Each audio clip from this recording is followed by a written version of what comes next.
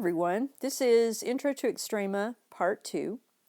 In this video, we are going to find extrema that we talked about in Part 1, maximums and minimums, using critical points. So we're also going to define what a critical point is. We're also going to demonstrate how to find a critical point, and then from the critical points, see if we can find any extrema of a function. So first of all, let's define a critical number. All right, a critical number is going to be where the derivative of at that point is equal to 0. So we can see that here, demonstrated here, that an extreme value would occur, right, where the derivative was equal to 0. Another place that a critical number would, a max or a min would occur, is at a place that does not have a derivative, where the derivative is non-existent. Okay, but it doesn't always follow that just because the slope is 0 or the derivative doesn't exist, doesn't necessarily mean that it is a max or a min. And we saw that on the previous video where we had something that looked like a corner, and there was no max or min there. But also the derivative doesn't exist because the derivative from one side, the slopes are different from either side. So this would be a critical number but not an extrema. So we're after the critical numbers, and so we need to know our two different critical numbers is where the derivative is equal to 0. That's hugely important. It's also a critical number if it is not differentiable. So theorem 3.2 says relative extrema occur only at critical numbers. So it has to be a critical number before a max or min could occur, but the converse is not true. That just because there's a critical number does not ensure that there's a max or a min at that point. It just says that it possibly could occur. All right?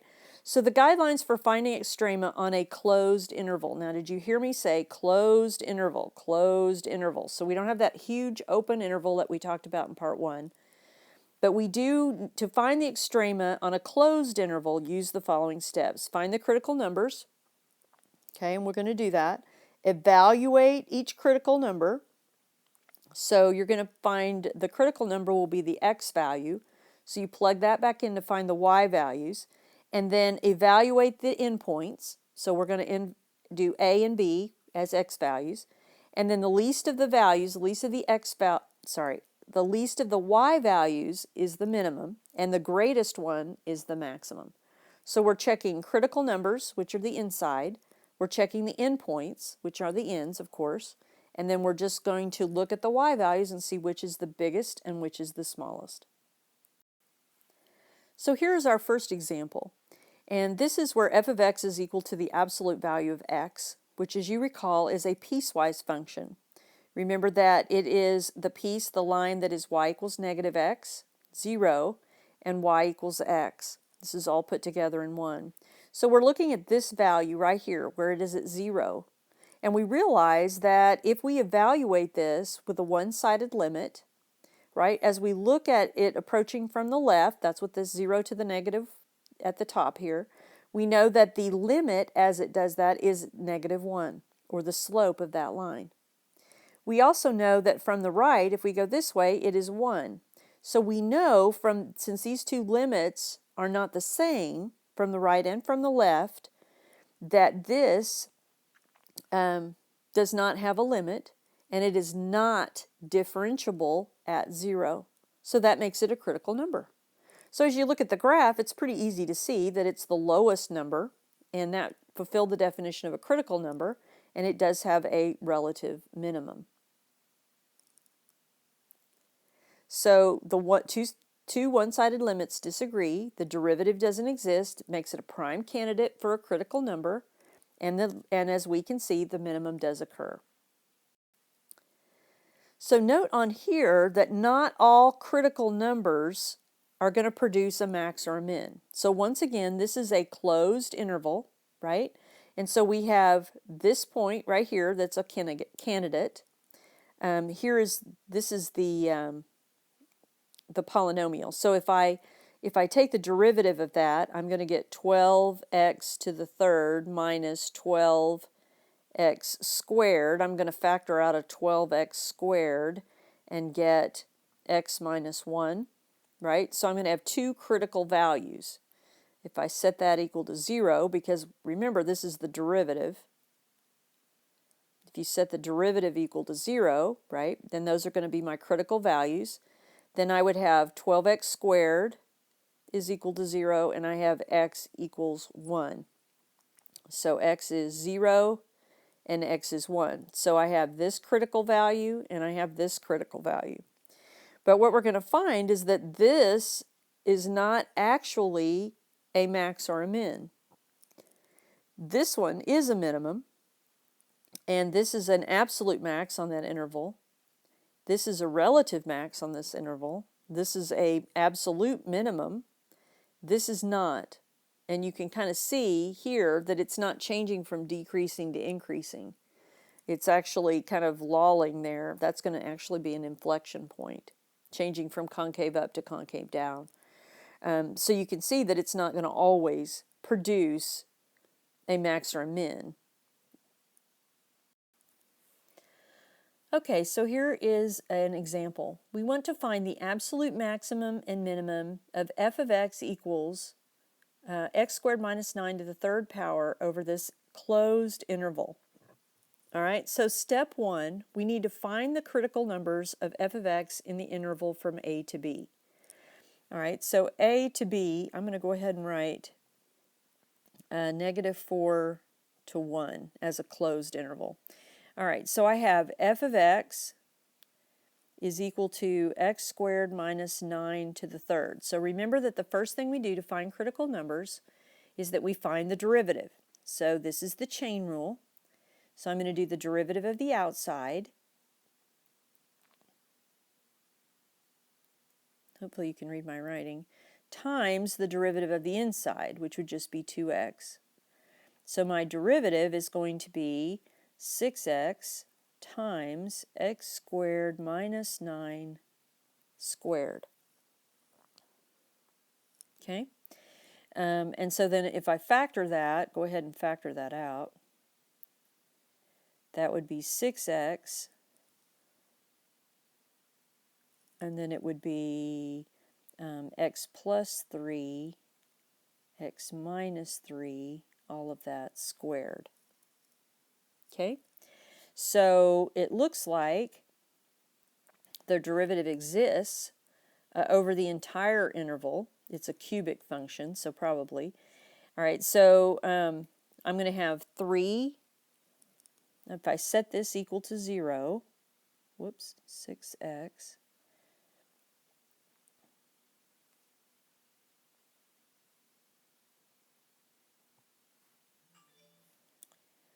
Then set that equal to 0. Then I would have 6x is equal to 0.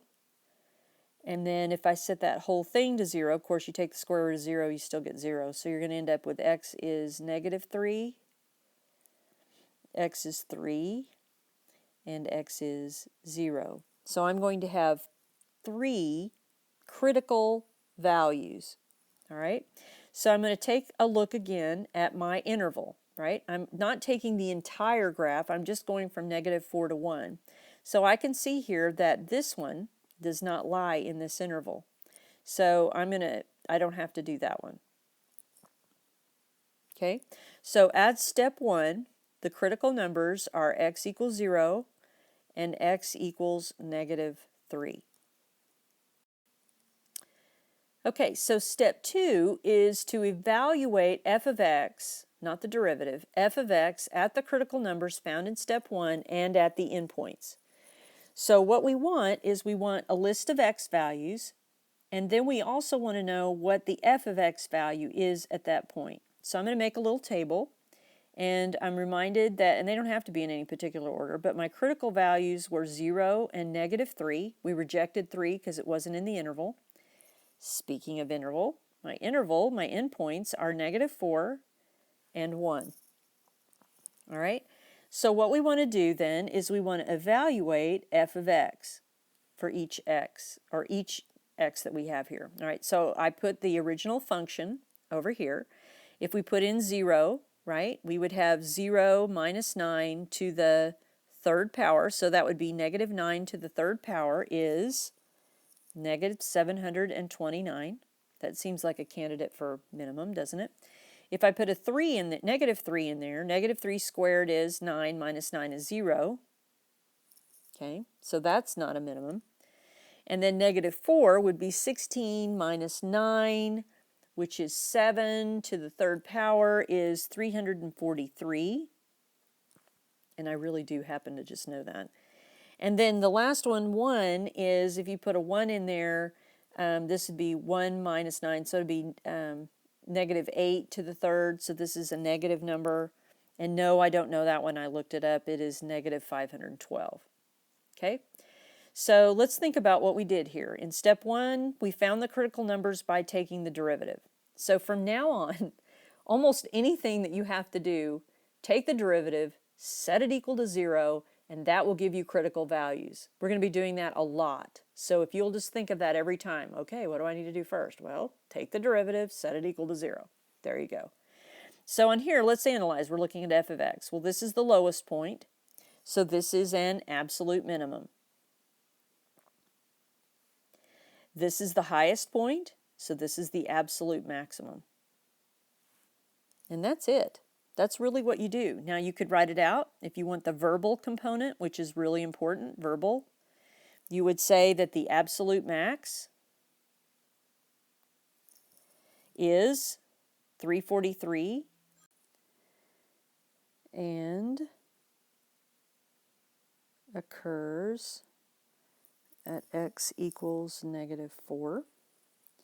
And the absolute min is negative 729 and occurs at x equals 0. And there you go. So here's one more example. We have g of x is equal to x squared minus 2x, and we want to find the absolute max and min over the closed interval. We're using the extreme value theorem. Over the interval from 0 to 4, closed interval. All right, so the first thing you do, remember what I said, anytime you want to find a critical value, you're going to take the derivative. So 2x minus 2, and we're going to set that equal to 0 and solve. So 2x equals 2, so x equals 1. So there is our critical value. This is a critical value. So now it's time to set up a table with x and f of x. So I've got my critical value and then my endpoints. And then remember, we use the derivative to find the critical value, but we're going to use, and I put f of x, I should put g of x. See if it'll let me change it. Yep. G of x. So notice it's not g prime of x, it's g of x. So I'm plugging it back in. So I have 1 squared minus 2, which is negative 1. Then I have 0 minus 0, which is, yes, 0. And then I have 4 squared, 16, minus 8, which is 8. So this would be my absolute min, and this would be my absolute max. And then I would write the absolute max is 8 and occurs at x equals 4. The absolute min is negative 1 and occurs, it's hard to write on this thing, at 1. X equals 1. All right, so once again, we're going to take a function, we're going to take the derivative, we're going to set it equal to 0, find the critical values, and then also check the endpoints to look for the absolute max and min, the extrema, over a closed interval.